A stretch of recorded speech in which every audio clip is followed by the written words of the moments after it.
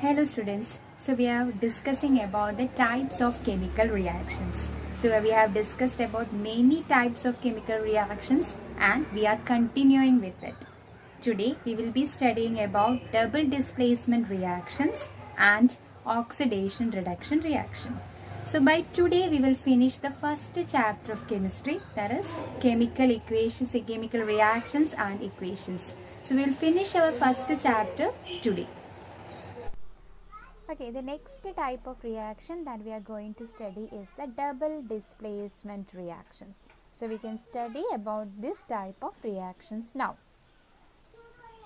Okay, so what is meant by a double displacement reaction is that just like this diagram, there are AB over here and CD over here. So these are two compounds, compound AB and compound CD. So these compounds contains ions present in it. So the first compound contain A and B and the second compound contain C and D. So if it is a double displacement reaction, mutual displacement of their places will take place. Just look at the arrow AB plus CD. So B will go to the place of D and D will go to the place of B. Such type of reaction we call it as the double displacement reaction. Look at the definition of it. A double displacement reaction involves an exchange of ions between the reactants. So mutual exchange will take place. B will go to the place of D and D will come to the place of B.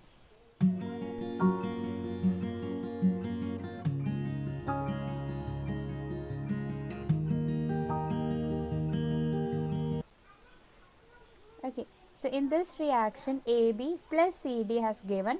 So when mutual exchange of ions are taking place, what will happen?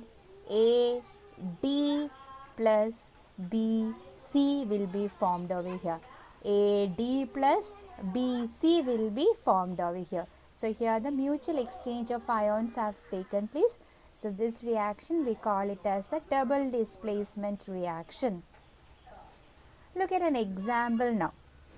We have magnesium oxide plus calcium sulfide. Magnesium oxide, it contains magnesium and oxygen. And calcium sulfide contains calcium and sulfur. So when a mutual exchange of the ions are taking place, what will happen? Magnesium oxide and calcium sulfide. Instead of oxygen, our sulfur will go and attach. So magnesium sulfide and calcium oxide will be formed over here, right? Magnesium sulfide and calcium oxide will be formed over here. So let us do an experiment which is given in your textbook.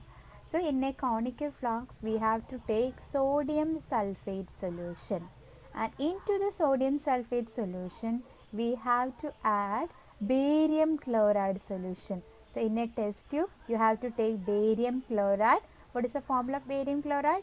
BaCl2. Then in a conical flask we should already taken sodium sulfate, Na2SO4. So when Na2SO4 and BaCl2, when we mix it together, again what will happen? Double displacement reaction will take place. BaCl2 plus Na2SO4 can give you NaCl. Barium chloride plus sodium sulfate will give you sodium chloride and barium sulfate. So when these two reacting together, you can see that a insoluble substance formed over here. When double displacement reaction has taken place, you can see a precipitate will be formed over here. What is meant by a precipitate is that insoluble substance which is formed over here. Insoluble one. You can see a insoluble particles present over there. That insoluble particles we call it as the precipitate. So when these two react together, double displacement reaction will take place and it will form a precipitate. So let us do that experiment. So here we have sodium sulfate and barium chloride powder with us. Take two beakers and we have taken barium chloride, mixed it with water and kept it in one beaker, and in next beaker we have taken sodium sulfate dissolved in the water and we kept it aside. Take two test tubes, and in one test tube you need to fill it with the barium chloride solution.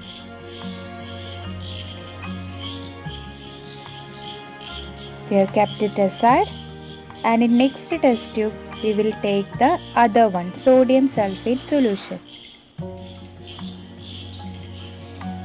So in two test tubes we have barium chloride solution and sodium sulfate solution. So we are going to mix it with each other.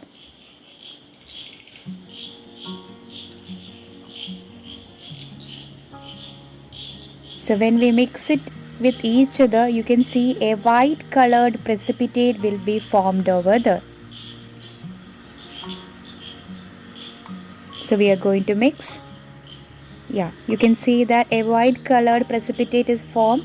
So what happened? Double displacement reaction has taken place, and barium chloride and sodium sulfate has reacted together.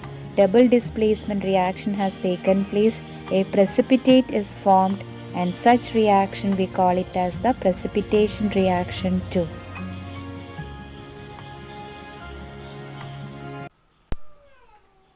So how can we define a precipitation reaction? A reaction that produces a precipitate is known as precipitation reaction. So this is a reaction we have seen now. Barium chloride plus sodium sulfate. Mutual transfer of the ions will take place here. Chloride ion and the sulfate ion is there. So it will transfer. Sulfate ion will go to the chloride's position and chloride ion will go to the sulfate's position. So we will get barium sulfate and sodium chloride.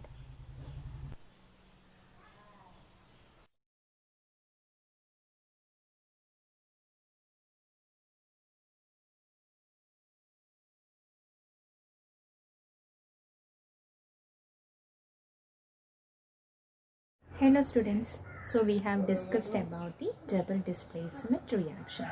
The next reaction that we are going to discuss is the oxidation reduction reaction. So what is meant by an oxidation reaction? So oxidation reactions are those reactions in which oxygen is added or the removal of hydrogen. Addition of oxygen or the removal of hydrogen. If any of these two are taken place, then we call such reaction as the oxidation reaction. Reduction is just the opposite of oxidation. Oxidation is addition of oxygen or removal of hydrogen, but reduction is addition of hydrogen and removal of oxygen. If any of these two are happening, we call such reactions as the reduction reaction. If both oxidation and reduction are taking place in a single reaction, then we call such reaction as the redox reaction. So we can study much more about these two reactions. So next category of reaction that we are going to study is the oxidation and reduction reaction. This reaction is very important, oxidation and reduction reaction. So we are going to do one activity to study about oxidation and reduction reaction. So our aim is the formation of copper oxide from copper. So we are going to prepare copper oxide from copper. For that, we have taken some copper powder in a china dish. Copper powder, it is in brown color. So we are going to heat that copper powder. So when we heat copper powder, you can see that brown colored copper will turn into black in color. That black color is because of the formation of copper oxide. So what is the reaction that has taken place here? Copper has heated. So that means it has reacted with the oxygen in our atmosphere. So copper plus oxygen, combination reaction, it will give copper oxide. So here copper oxide is formed because of the reaction with the oxygen. So in this reaction, addition of oxygen has taken place. So addition of oxygen, that reaction we will call it as the oxidation reaction. Now we are going to blow one balloon which is filled with the hydrogen gas. So we are blowing hydrogen gas into the copper oxide. So when we blow hydrogen gas, you can see that that brown colored copper has reappeared. Why? Because copper oxide has reacted with the hydrogen. So when it is reacted with the hydrogen, copper and water will be formed over here. So that is why that brown color has reappeared. Such type of reaction, that means addition of hydrogen, we call it as the reduction reaction. So here addition of hydrogen has taken place. Now look at the reaction here. H2 is turned into H2O. Here addition of oxygen has taken place. We call it as the oxidation reaction. Copper oxide is turned into copper. Here removal of oxygen has taken place. Such type of reaction we will call it as the reduction reaction. So in a reaction, copper oxide has lost its oxygen and turned into copper.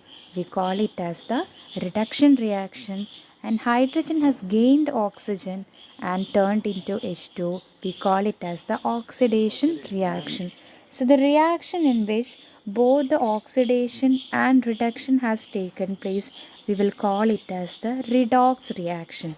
So in a single reaction, if both reduction and oxidation has taken place, we'll call it as the redox reaction. Now let us look at the other examples of redox reaction. So look at the first reaction. ZnO plus carbon gives Zn plus CO. ZnO is changing into Zn. Here what has happened? Removal of oxygen has taken place. Removal of oxygen, we call it as the reduction. Now look at the carbon. Carbon is changing into carbon monoxide. Here addition of oxygen has taken place. Carbon is changed into CO, addition of oxygen. So addition of oxygen, we call it as the oxidation reaction. So we can conclude that zinc oxide is reduced to zinc and carbon is oxidized to carbon monoxide. Look at the next example. MnO2 plus 4HCl gives MnCl2 plus 2H2O plus Cl2. Now let us look at the change has happened. What is the change that has happened to each reactants? MnO2 is changed into MnCl2. Here what has happened? Removal of oxygen, MnO2 is changed into MnCl2. So oxygen is removed from this reactant. So removal of oxygen, again we call it as a reduction. 4HCl is turned into H2O. HCl is changed into H2O. Here what has happened? Addition of oxygen has taken place. HCl is turned into H2O. So HCl, it was HCl before, now it is H2O. Here what has happened? Addition of oxygen has taken place. So this reaction we call it as the oxidation reaction. So we can conclude that MnO2 is reduced to MnCl2 and HCl is oxidized to H2O. So in these two reactions we can see that both the oxidation and reduction are taking place. So such type of reaction in which both oxidation and reduction are taking place, we call it as the redox reactions. Now we can look at the definition of each reaction: oxidation, reduction and redox reaction. How can you define an oxidation reaction?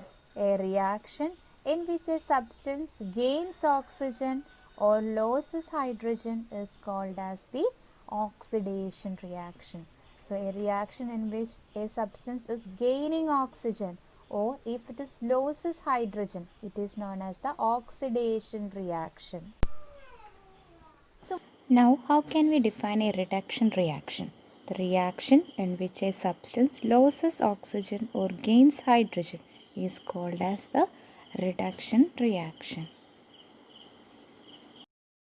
How can you define a redox reaction? The reaction in which both oxidation and reduction takes place. We call such reaction as the redox reaction.